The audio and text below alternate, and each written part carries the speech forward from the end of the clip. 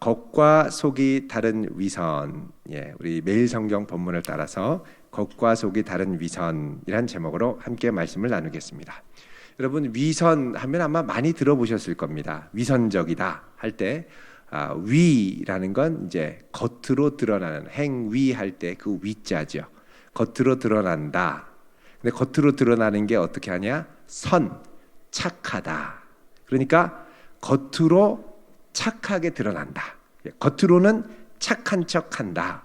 선한 모습을 드러내 보인다. 그러나 이제 겉으로만 그렇다는 게 문제죠.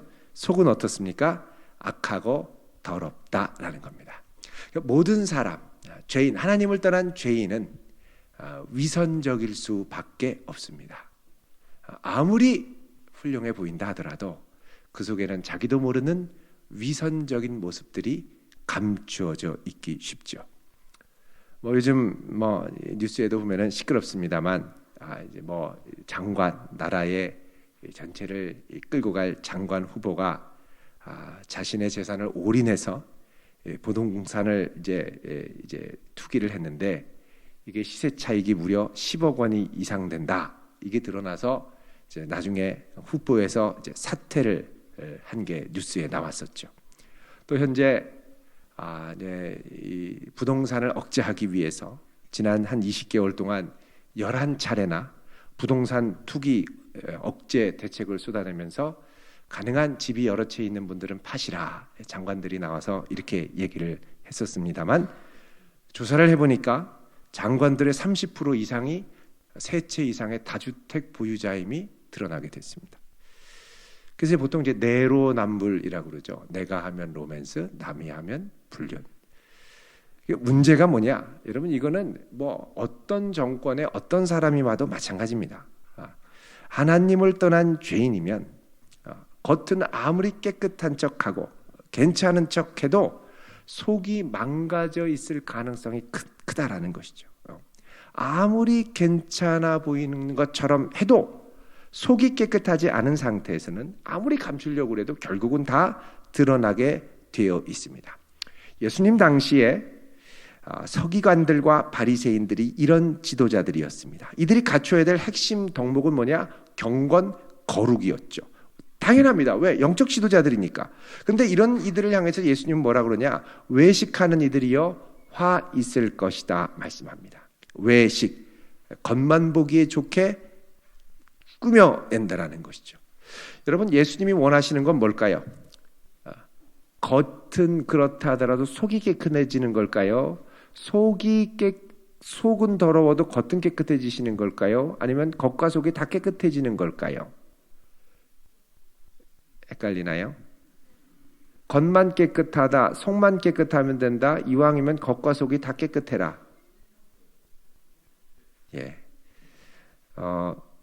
주님이 말씀하시는 것은 이왕이면 겉과 속이 다 깨끗하라입니다. 그런데 단 무엇부터 깨끗해져야 하느냐라고 한다면 속부터 깨끗해져라. 이게 이제 오늘 말씀의 핵심입니다. 속부터 깨끗해지면 겉도 자연스럽게 깨끗해진다라는 겁니다. 우리 자매님들 보면 오늘 얼마나 예쁘게 하고 오셨는지 모릅니다. 참 예쁘세요. 우리 옆에 있는 자매님들께 인사할까요? 오늘 너무 예쁘세요. 정말 예쁘세요. 다른 자매님들은 몰라도 우리 대전도안교회 자매님들은 꽃들이십니다. 옆에 있는 벚꽃이 무색할 정도로 너무 아름다우셔서 너무 아름다워요. 근데 이제 화장을 하고 예쁘게 치장을 하면 그 안에 있는 건강이 안 좋은 분들은 사실 얼굴이 아예 백지장처럼 하얗든지 아니면 너무 까맣든지 건강이 안 좋아서 이런 경우가 있는데 화장을 하면 모르게 되죠. 다 예뻐 보이고 다 건강해 보입니다. 그러나 화장을 지우고 나면 그 안에 있는 건강 상태가 사실 그대로 드러나게 돼 있습니다. 주님이 원하시는 건 속이 건강하고 그래서 겉도 건강해 보이기를 원하신다는 것입니다. 자, 오늘 말씀에 보면 예수님이 23절에 이렇게 시작을 합니다. 화 있을진저, 화 있을진저, 외식하는 서기관들과 바리새인들이요. 그렇죠. 이런 외식이 주님이 싫다는 겁니다. 뭐라고 그러냐면 겉으로는 너희들이 박하 회향, 근체의 11조는 드리되. 자, 당시에 이 바리새인들, 서기관들이 하나님께 11조를 드리는데 어느 정도까지 드리냐면 박하, 회향. 여러분, 박하는 그 씨를 보면 조그만합니다.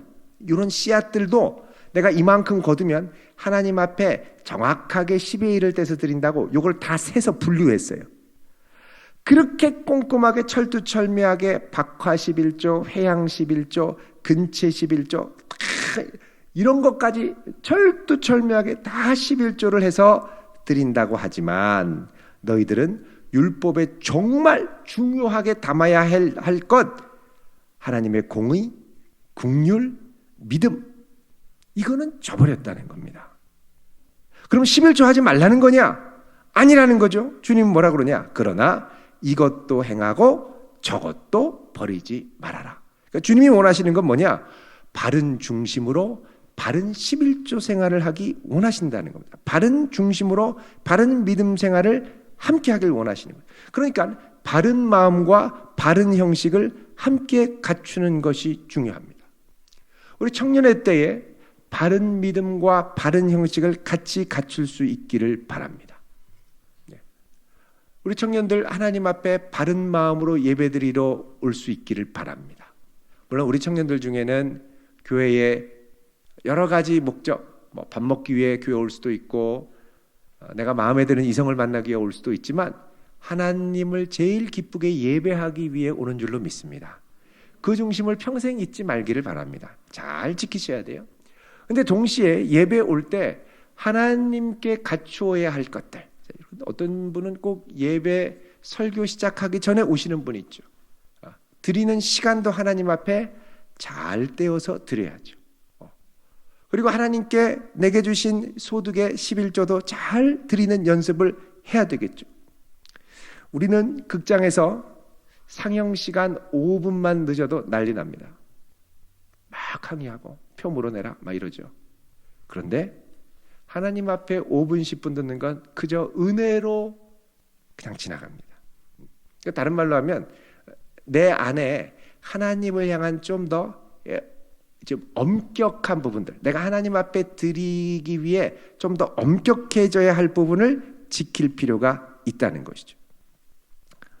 그래서 그럴 때 우리의 중심도 지키고, 여러분 이게 형식 중요하지 않아라고 하지만 꼭 그런 건 아닙니다. 형식을 통해 우리 중심이 표현되고 우리 중심은 형식을 통해 드러나기 때문에 이게 같이 가야 된다라는 거죠. 하나님께 예배 드리는 마음, 중심 같이 가라는 겁니다. 마음과 형식을 함께 갖추라는 거죠. 그렇지 않고 속만 괜찮지 하고 겉을 아무렇지도 않게 생각하거나 반대로 특히 이제 바리새인과 서기관들은 겉은 중요시하는데 속은 아무것도 아닌 것처럼 막 방치해 두는 상태. 이거를 24절에 보면 뭐라 그러냐면 맹인된 인도자여 그러죠. 그러면서 하루살이는 걸러내고 낙타는 삼키는도다 이렇게 하루살이는 여러분 그 조그만한 이 모기같이 조그만한 이 날벌레들 아닙니까? 그거는 다 걸러내서 못 가게 하는데 낙타는 그냥 꿀꺽 삼켜버리는 거예요. 제일 중요한. 이렇게 재미있는 표현이 하루살이를 헬라어로 뭐라 그러냐면 갈마라고 그럽니다. 갈마동, 갈마. 근데 낙타는 뭐라 그러냐? 감라라고 그럽니다. 감라. 그러니까 너희들이 갈마는 걸러내도 감라는 삼키는구나. 갈마는 걸러내도 감라는 삼키는구나. 아주 유사하죠. 그러니까 이거저거 구분 못한다는 겁니다. 아주 이게 언어 플레이인데 속이 정결하지 않고 거룩의 능력이 없는 상태에서는 감라나 갈마나 구분별 없이 다 똑같이 취급할 수 있다는 거죠. 그러니까 거룩한 것 버려야 할 거를 분별하지 못하고 다 그냥 섞어버립니다. 결국 이런 걸 통해 드러나는 건 뭐냐? 내 속에 더러운 속이 드러나게 된다. 주님이 원하시는 건 뭐냐? 26절에 자, 이런 상태에서 제일 먼저 주님이 원하시는 건 뭐냐? 눈먼 바리새인이여 너는 먼저 뭘 깨끗해야 할까요? 안을 깨끗하게 하라. 그리하면 겉도 깨끗하리라. 자, 깨끗하게 하는 우선순위는 겉 그리고 안이 아니라 안 그리고 겉이라는 겁니다. 내가 주님 앞에 거룩하게 잘 잘 설 수 있도록 해야 된다는 것이죠. 그러면서 뭐라 그러냐면 27절에 너희들 27절에 회칠한 무덤 같으면 안 된다. 회칠한 무덤은 겉으로는 아름답게 보이나 그 안에는 죽은 사람의 뼈와 모든 더러운 것이 가득하도다. 여러분 회칠을 왜 하냐면 그 당시에 무덤 지나가다 보면은 이제 무덤이 있는데 평토장 그냥 지나가는 길 옆에 이렇게 해놓은 경우가 있습니다. 근데 잘 안 띄어요. 풀도 잘하고. 그러니까 지금처럼 매일 뭐 재초기 갖고 해주는 것도 아니고 그냥 대충 이렇게 듬성듬성 둔덕으로 만들어 놔가지고 잘 안 보입니다. 무덤처럼 이렇게 봉긋한 게 아니라. 그러니까 지나가다 보면 무덤 위를 밟게 되죠. 그러면은 하나님께 예배 드리러 오는 제사 드리러 오는 길에 자기도 모르는 중에 부지 중에 무덤을 밟으면 나는 부정이 옮게 됩니다. 그러면 하나님께 예배 드리러 가는 예루살렘으로 가는 길 중에 정결례를 다시 해서 제때 예배를 못 드리게 되는 거예요. 그러니까 이스라엘 사람들이 이거 해서 부정 타지 마세요라고 이제 알려주기 위해서 무덤 길가에 있는 무덤에 회칠을 했습니다. 회칠을 쫙. 그럼 가다 보면 어이구 이거 안 되겠구나 하고 요리조리 피해 갈 수 있게 되겠죠.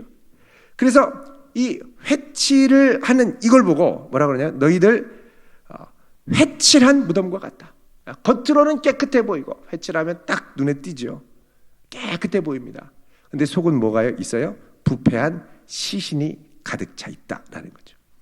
예수님께서 이렇게 책망을 하시면서 촉구하는 게 뭐냐? 너희들 겉으로는 옳게 보이지만 28절에 안으로는 외식과 불법이 가득하다 그러죠. 그러니까 주님이 원하시는 건 겉 이전에 속을 깨끗하게 해야 된다는 겁니다. 여러분 예수님께서 이렇게 자꾸 속이 깨끗해져야 함을 강조하는 이유가 있습니다. 왜 그러냐? 이들은 이런 속을 갖고 곧 예수님을 십자가에 못 박아 죽일 것이기 때문에 그렇습니다. 이거를 예상하고 예수님께서 29절에 너희들 선지자들의 무덤을 만들고 의인들의 비석을 꾸미면서 조상 때에 있었더라면 우리는 그들이 선지자의 피를 흘리는데 참여하지 아니하였으리라. 아이고 왜 우리 조상들은 선지자들 그렇게 죽였대 이렇게 얘기하지만 너희들도 똑같다는 거죠. 31절에 그러면 너희가 선지자를 죽인 자의 자손임을 스스로 증명함이로다. 너희가 너희 조상의 분량을 채우라. 다른 말로 하면 이제 너희들이 그런 마음을 갖고 그런 얘기를 해도 곧 너희들이 나를 십자가에 못 박을 것이다 이런 말입니다. 그래서 여러분 우리가 젊음의 때에 평생 하나님 앞에 몸부림쳐야 될 것은 주님 앞에 내 속을 늘 정결하게 간직하고 관리하는 겁니다. 내 속을 깨끗하게 하고 겉으로는 그럴저럭 지난다 하더라도 내 안이 하나님 앞에 정결하게 그분께 가까이 가도록 하지 않으면 어느 순간 우리는 다른 사람을 못 받고 정죄하고 피 흘리게 할 수 있다라는 것입니다. 여러분 우리 주변에 보면 부모님이 신앙생활 하지 않는 지체들이 의외로 많습니다. 그리고 우리 친구들 중에도 신앙생활을 예전에 했다가 하지 않는 이들이 의외로 있습니다. 부모님 전도하라고 말하면 뭐라 그러냐면 진짜 어렵다는 거예요. 왜 어렵냐 그러면 부모님이 교회 다니는 분한테 상처를 받았기 때문에 교회 가면 똑같은 상처 받을까 봐 무서워서 못 간다는 겁니다. 어떤 상처냐 그러면 교회 가는데 겉으로는 장로님 겉으로는 집사님 하는데 조금만 좀 임의로워지면 그 속에서 막 독 같은 말들이 뿜어나오면서 막 상처를 주는데 너무 아파서 못 가겠다는. 또 어떤 분은 부모님이 그렇게 교회 생활 열심히 하는데 교회에서 사기를 당했다네요. 그러니까 교회 하면 아주 일을 간다고 그러십니다. 근데 그 사기당한 사람이 계속 교회에 나오느냐 또 그런 것도 아닙니다. 그러니까 우리가 잘 생각해야 돼요. 사기치기 위해 교회 가서 사기치고 도망가는 경우도 있습니다. 조심해야 돼요. 감사한 건 우리 교회 아직 도둑이 안 들었다는 사실입니다. 예전에 했을 때는요, 도둑이 낮에 마스크 쓰고 와가지고 교회는 텔레비 그냥 쑥 가지고 가요. CCTV에 찍힙니다. 근데 문제는 CCTV에 찍어도 이렇게 가리고 있어가지고 못 본다는 거예요. 못 본다. 또 어떤 경우에는 완전히 공식 사기꾼 아닌데 겉으로는 정말 경건한 척 하는데 와가지고 막 간증합니다. 하나님이 내게 큰 일을 행하셨습니다.